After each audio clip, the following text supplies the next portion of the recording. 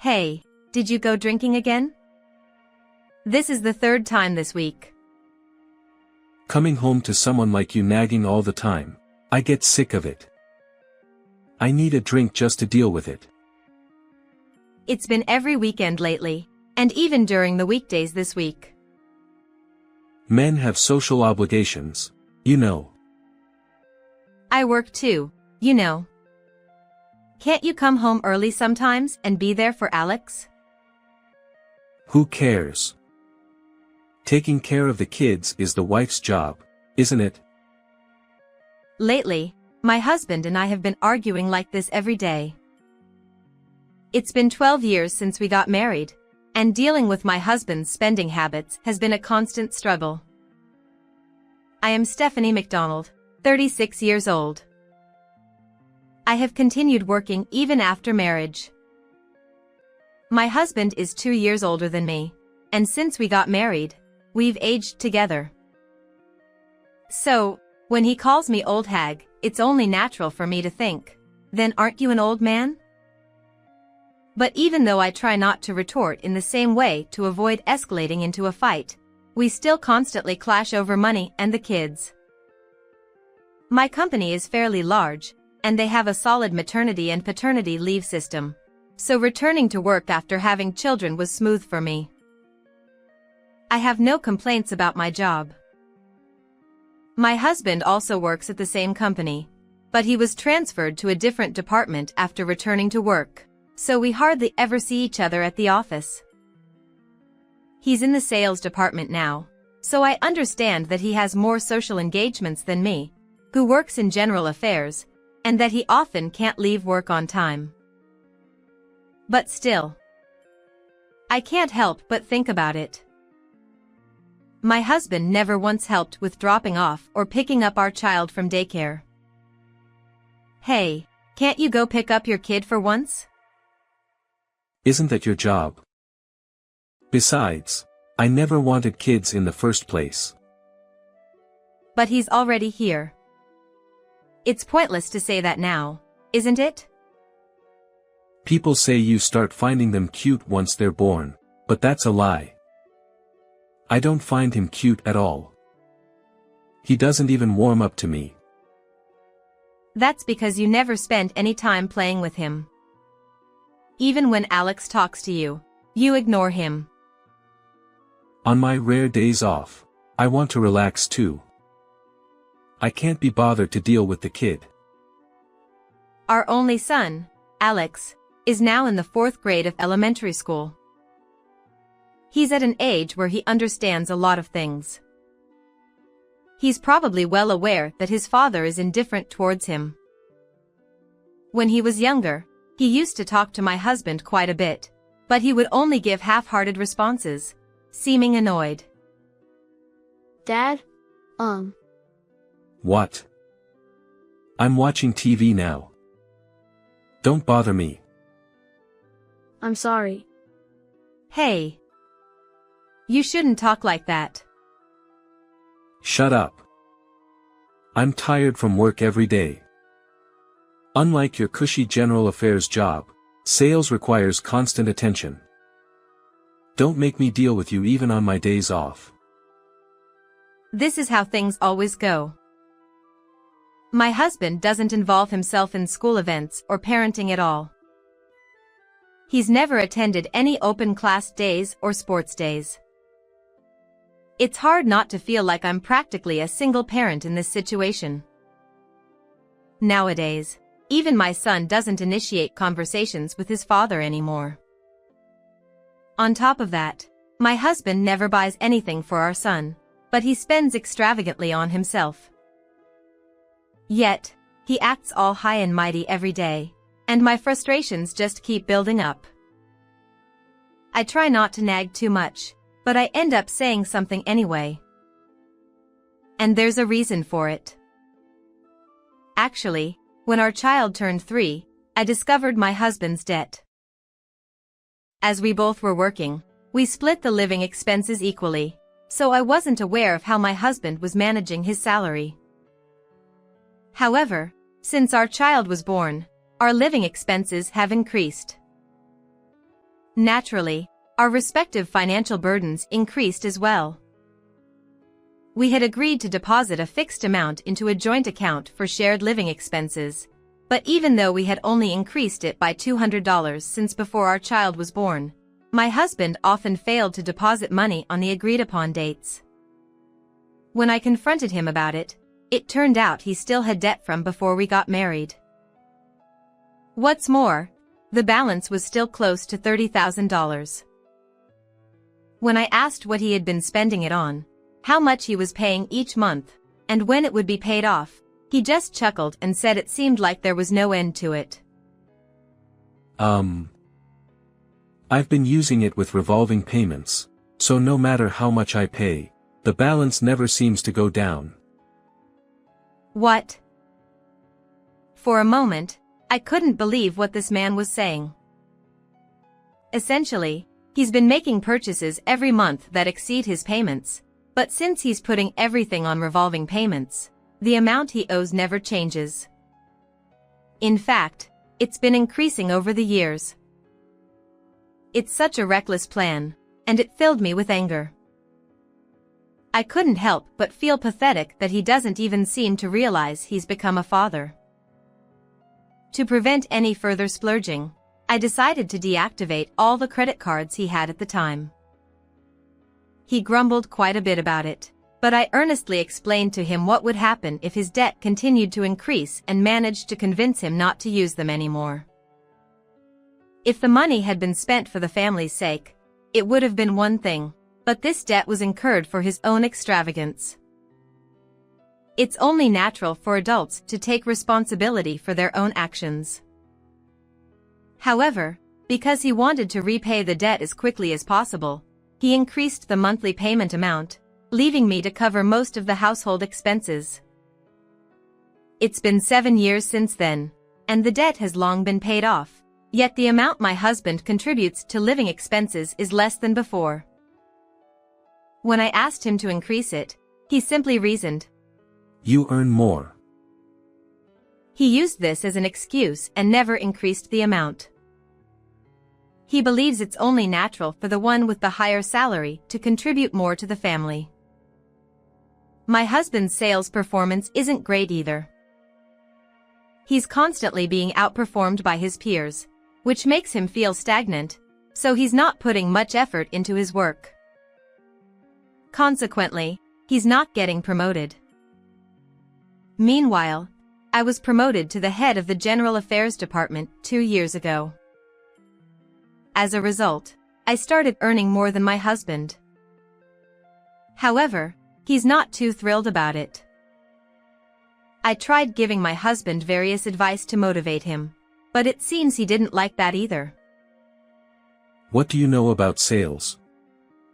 Don't butt in where you're not needed. He completely ignored my words.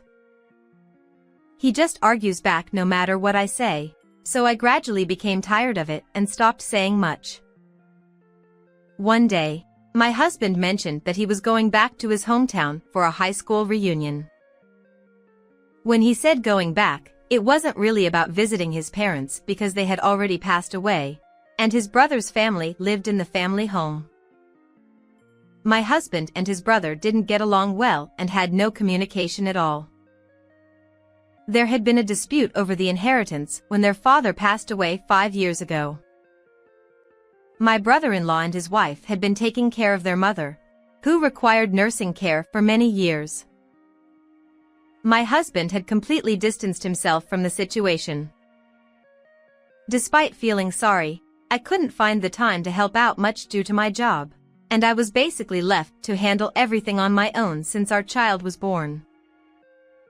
As a result, I hardly visited my in-laws, and my mother-in-law passed away almost 3 years before my father-in-law, who died a year before my husband's debt came to light.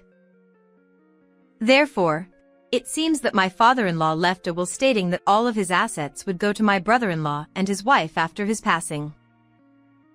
I thought it was fair, and I even told my husband that it was fine, but he was not happy with it and made unreasonable demands. Eventually, we settled on getting paid the statutory inheritance share. However, My brother-in-law was upset by my husband's attitude at the time and, as a result, he angrily demanded that my husband stay out of their affairs in the future in exchange for giving the inheritance share.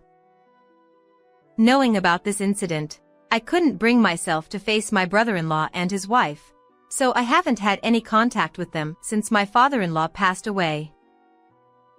At that time, my husband used the money he received to settle the remaining debt.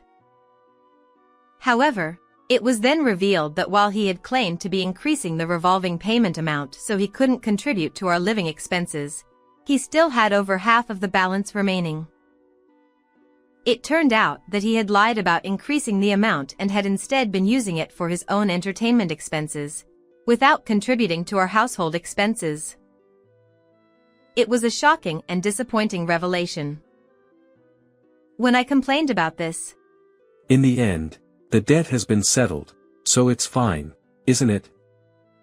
And it's all because you stopped my cards that I had less money to spend. I'll have to make up for that by taking it from our living expenses. He shamelessly justified his actions like this. Due to the estrangement with my brother-in-law, it's unlikely that he can stay at the family home even if my husband mentions returning to his hometown. When I asked where he would stay, he said he booked a budget hotel near the station. It's sad to think that despite returning to his hometown, he can't even visit the house where he grew up. However, I didn't mention it and silently watched my husband leave. Isn't Dad coming home today? No, he's not. As I watched my husband leave eagerly, my son called out to me from behind.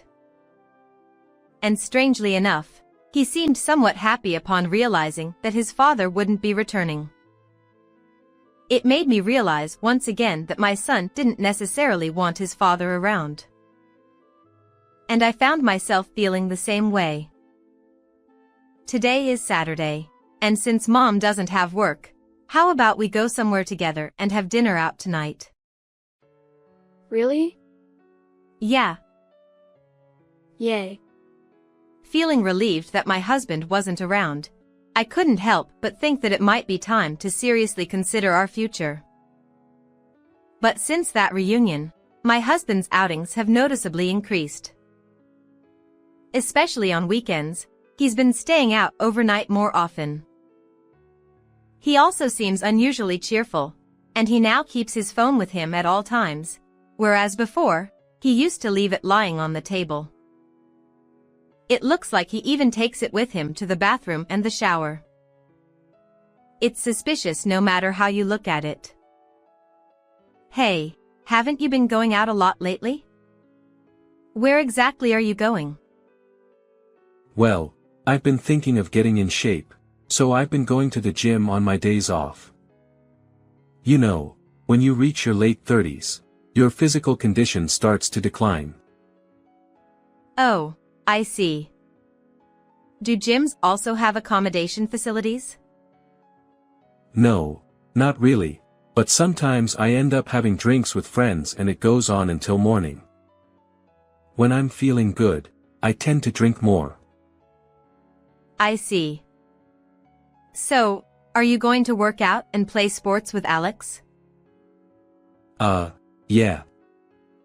That could be a good idea. His eyes were shifting. As I watched him with a cold gaze, thinking he could have come up with a better lie, I was certain of my husband's infidelity. While I could have hired a private investigator, I decided to follow my husband myself on his outings for the time being. He took a train and got off at the station near his parents' house. Waiting at the station was a young woman in a car, and my husband happily got into the car with her. Since his behavior changed after the reunion, I initially thought the other woman might be a former classmate. However, the woman he met now clearly looked like she was in her 20s, so that couldn't be the case. Nevertheless, I couldn't help but feel a mix of emotions. He spends recklessly, neglects our child, and now cheating? At that point, it felt foolish to even be with him. I made up my mind to divorce him and started preparing for it. Well, I'm off. Might stay over at a friend's place tonight. Oh, okay. Take care. I thought this was the perfect opportunity. However, just then, I discovered that my credit card was missing from my wallet. I distinctly remember it being there until yesterday. Since I hadn't taken it out, I couldn't imagine where I could have lost it. I immediately contacted the credit card company and reported the loss. When asked about the last time I used it, I couldn't remember exactly as it had been quite some time. Luckily, I had kept records of transactions on my computer, so I checked and provided the information. Fortunately, they confirmed that the card hadn't been used since then, which was a relief. I haven't dropped it or taken it out of my wallet. So there's only one answer without even thinking about it. My husband must have taken it out of my wallet. I can't think of anything else. I thought he might do something like that. For the past 6 months, various credit card companies have been sending reminders to my husband. Perhaps his own card has reached its limit and can't be used anymore. My husband must have secretly applied for new cards when he settled the debts. And not just one, but multiple cards. I didn't feel like saying anything because I thought my husband would pay for it anyway, so I just left it alone. But stealing someone else's card? This is just theft. Anyway, I'm glad I noticed it early. I began to pack my husband's belongings right away. I know where my husband is. I had a private investigation agency look into who my husband's affair partner is. The woman is 26 years old, living near my husband's parents' house, and she's a decade younger than him. According to the investigation report, she is divorced and returned to her parents' home last year. It seems they met at a budget hotel where she worked when my husband attended a class reunion. Since they were originally from the same neighborhood, they probably knew each other's faces, which might have sparked conversation. My husband is constantly at his affair partner's parents' house.